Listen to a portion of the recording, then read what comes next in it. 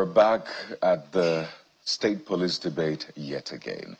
It looks like President Bola Tinubu has given an amber light, maybe a green light, depending on how you're interpreting the statement he made when he met with the Katsina state governor about state police. Like, you know what? I think we should do this time around. But we have a lawmaker who's suggesting a way to approach this, saying, how about we start in phases? Let's start somewhere, and then we can build it up. We're joined on the program this morning by Honorable Chinedu Obika, who's a member representing Amak Buhari Federal Constituency in the nation's capital. Is right here with us in Abuja studio. You're welcome to the program. Yeah, good morning, viewers. Thank you for having me. It's good to have you on the program. You have suggested a way to scale this up. You said that, how about we start with the FCT, see how it works, and then we can build it up. But before you speak on that, I want to ask you, generally speaking, about security in the nation's capital, Abuja.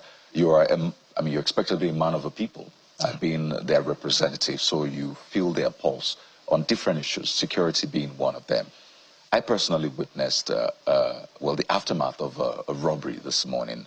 A lady was jogging, and I shared the experience earlier on the show. She was taking an early morning jog, just around 6:30 or so, and then she was robbed by men on a motorbike. I think they threatened her with a knife.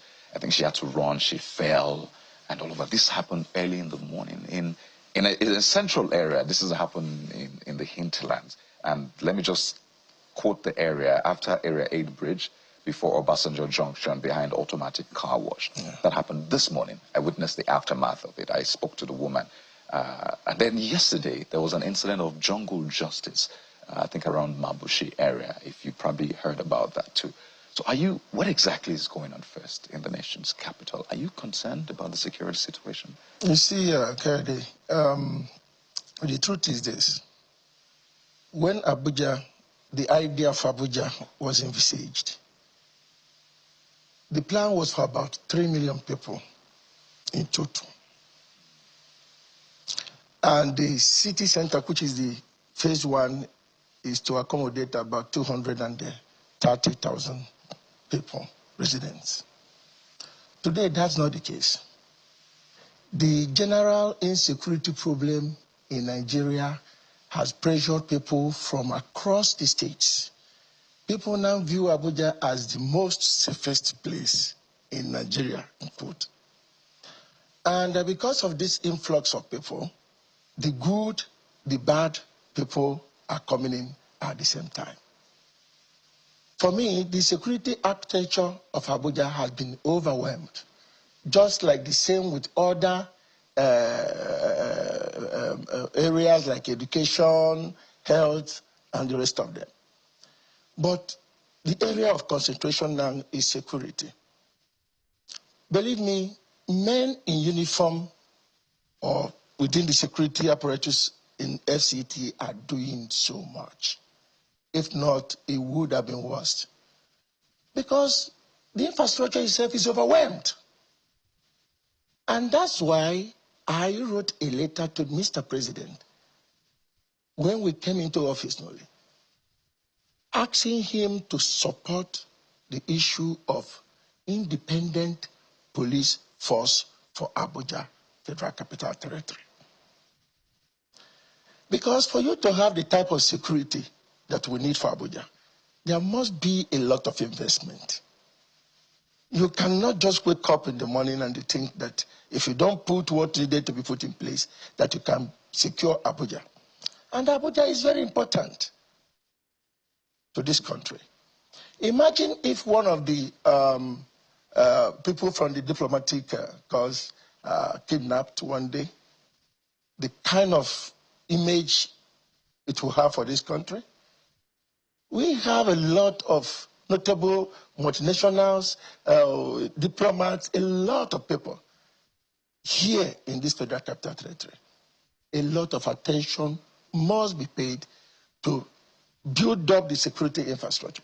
Go down to some of our rural communities here, you don't see even a police post. And this is a community housing thousands of people. So it can easily be a criminal hideout. where they can still hide and operate in the city. So we need to pay attention to the FCT security. So the question is, what is wrong now that you call it independent police? Because some may have issues which you calling it state police because the FCT is not a state in that sense, so you call it independent police. So what is wrong now that this independent police arrangement will fix? And let me explain why I ask. For the jungle justice incident that happened yesterday, it was said that first when the so-called area boys or the park touts, when they were trying to, I think, disturb the family that was driving the vehicle, and eventually the accident happened that we understand led to the death of the family members, there was no police presence.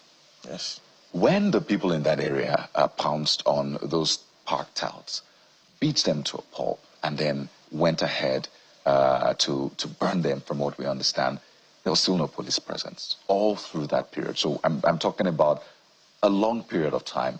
The police, we understand, didn't show up, except they have contrary evidence from what we know. There was no police presence, because if there was police presence, that wouldn't have happened in the first place. Talk about this woman's incident as well that happened this morning. First, obviously, for those people to be able to operate with ease, it looks like there is no security presence in that area.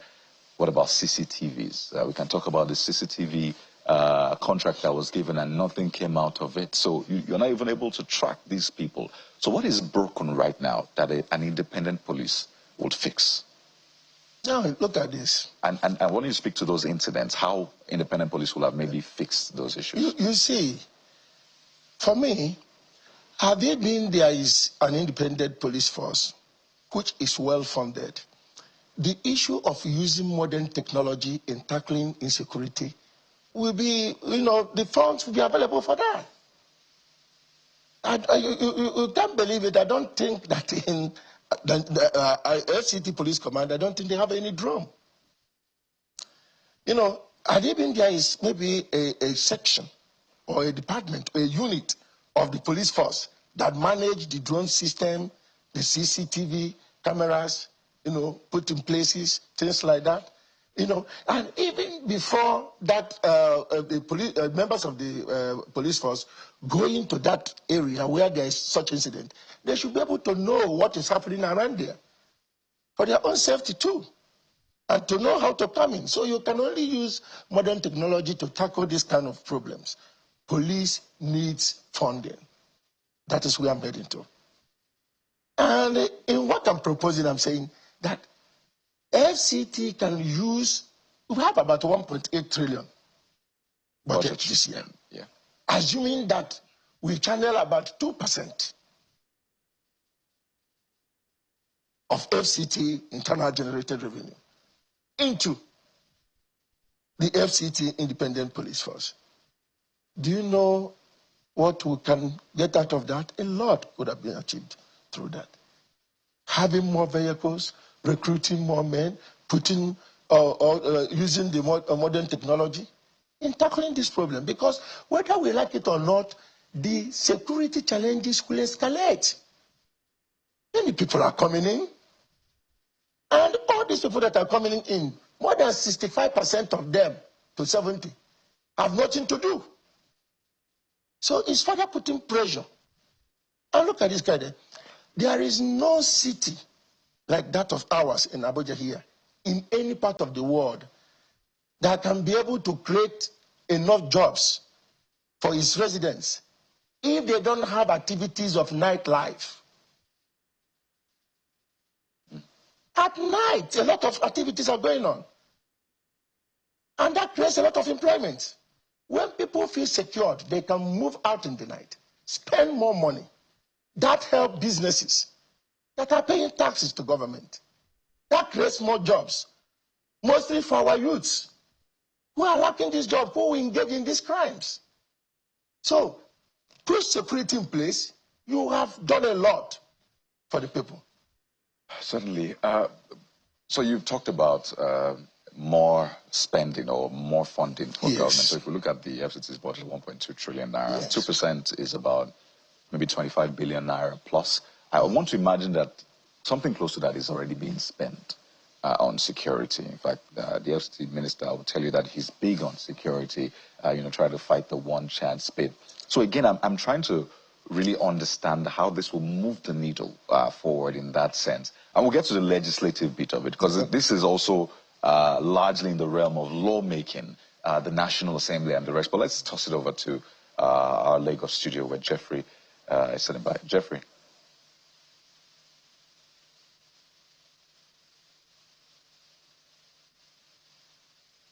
Let's begin from the very last point my colleague Kayode spoke about in just a moment, which is where some of us are very interested in. I don't think anybody is in doubt as to the importance of state police. We've seen it in other climes, how it works, how it functions, how efficient it is. And then we know the peculiar insecurity challenges we face and the complaints by the governors and the subnationals to the effect that they really do not know or have much to do. In fact, when the FCT minister was governor, he used to say that they are not chief security officers, they are just chief security officers by mouth. They're actually chief logistics officers because they provide the vehicles, they provide some other things that the police needs, but control, nah, not them. So let's begin from how we intend to protect ourselves against the political class now that it looks like this green light is coming from the leadership of the country that state police has to be as far as is concerned. If we're going to backtrack, but I want to go ahead first. Because if we sit here and say politicians will not abuse state police, I think we'll be very naive. So how do we go around managing state police such that it is used for the intended purpose? When it eventually happens, we don't know when that is.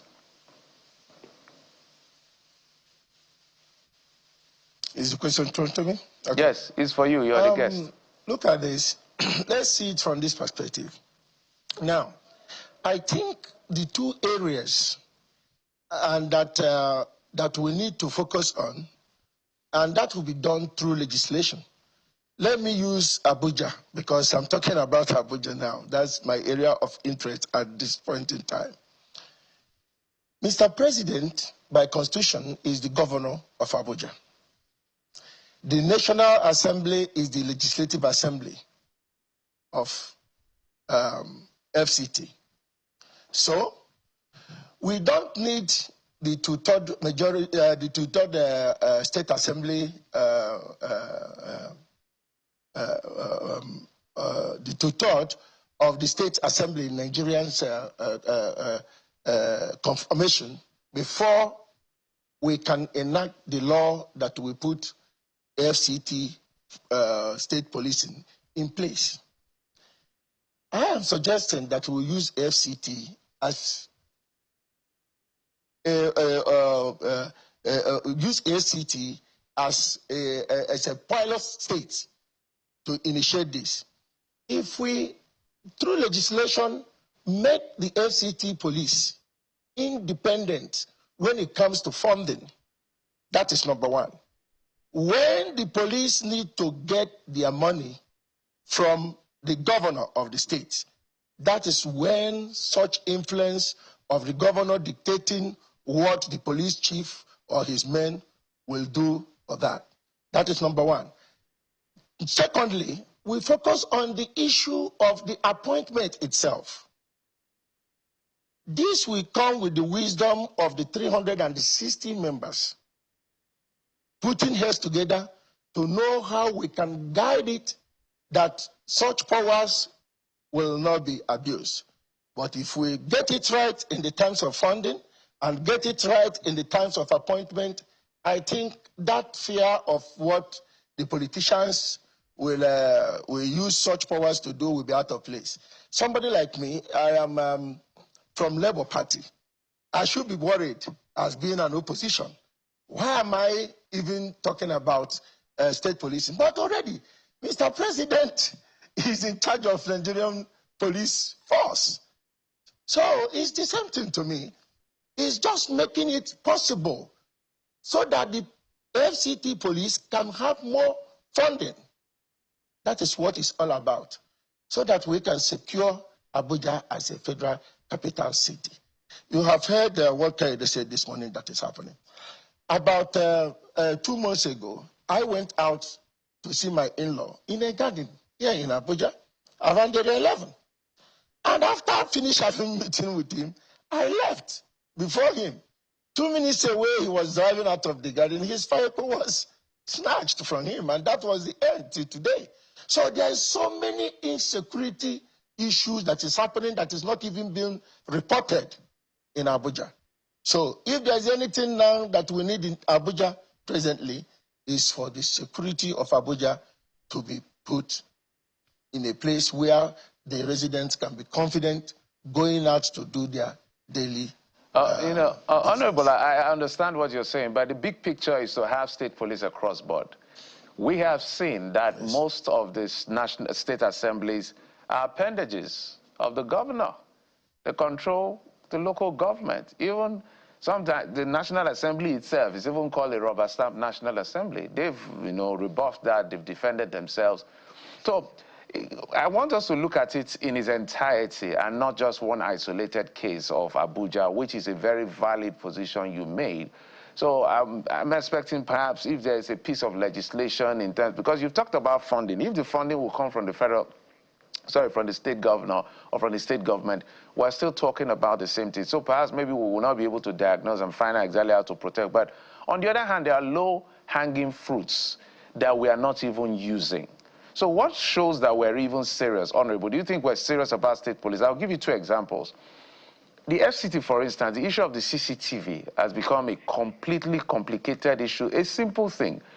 FCT should be FCT and Lagos should be filled with CCTVs everywhere, literally, because of the importance of these 2 places. Second, how many of our policemen are wearing body cams? So if this simple, low-hanging fruit is not being implemented, why are we talking about the bigger things already? Now, look at this. I don't think that most of these things are not happening because, believe me, there were not much funding that can be able to, cater for all these things that you have said. If you go to a place like United States and you look at their police, a member of their police force, maybe what he will be putting on, both the cameras and everything, if you check it, it's runs in millions. So how much of that do you think that we can be able to provide now in this country, funding-wise? But I think if we have an independent police force, Kayode was saying that FCT minister has spent so much money on the issue of security. Yes, but look at this. Most of the times, we politicians in the office used to provide what the member of the police force don't really need. But if you have an independent police force, the funding gets down to them. They know what they need. What they need might be CCTV, and we are giving them vehicles. What they need might be forensic machineries to help them to, to solve their case, and you might be giving them something else. So that is the difference. The difference from what the governors spend in supporting security sometimes is not effective because the major equipment required is not what they are given. Sometimes it's what they benefit from. Maybe if what the eyes can see, okay, we give the FCT police command maybe 200 vehicles. Let me tell you, like you were saying here, you will find out there are some certain things that might not be in the public that the members of independent police force can put in place that will help the security situations in Abuja. But for a politician to come and give it to you, he will want the one that the people can see. I give you vehicles and other things. So I think there is a lot that we can gain from having a police force that is well funded in FCT. This urge of motor park touts Yes. is a concern. It used to be one chance years ago, even of late, but it looks like that has tapered down to a large extent because of some of the measures introduced. But this motor park touts thing and then being escalated to jungle justice, do you have an idea what is going on in the nation's capital? You see, first of all, I was elected here as a councillor 1998 in Abuja Municipal Area Council. I represented Gwarimpa Ward. Why am I saying that? I've been a member of the area council. When it comes on the issue of parks, this is what the FCT administration should sit down with the area councils in FCT. This is 21st century. I don't know how, at this point and age, the manner in which the area council is still collecting revenues and through the channel of some of these parks that we are talking about. And if that is not checkmated, and that area modernized on the way such things can be done, we will continue to witness what we are witnessing now. It will continue to happen. They must bring a modern way of handling the issue of parks and tax collection. That is very important. And it is also concerning that, those people were beaten. That's the tout after what happened. Yes. Naturally, people are angry. Yes. But as a representative of the people, yes, you interface with the security operatives. Yes. What exactly is wrong? Why aren't they there? Is that a function of funding as well? Because normally you find them on the roads. Naturally, before you go anywhere, you see some of these men on the road already. You see, some of them are covered because, when it comes to the issue of parks and transports, it's primary responsibility of the local government, which, as in the issue of Abuja, area councils. So sometimes we wouldn't blame the members of police force. No. The police doesn't have restrictions. These men flaunts, even some of them flaunts the ID card of the area council because they were recognized. So this is a thing that the local area council chairman and FCT administration should sit down together. I have also written to the minister about this. Well, I don't think that is an excuse, though, for the police not to be there. No, the police nobody can flash an ID card. I'm not giving away. Look, just like we said, do you know that you can get to some of our police stations don't have a functional vehicle? And if they do, sometimes they find it difficult to even fuel their vehicles to the areas where they have the need to do so. These things are the truths. I think state police will solve that. State police will solve that. Because we have... At least, if anything like this happens, within 3 minutes, there should be a police presence within that vicinity.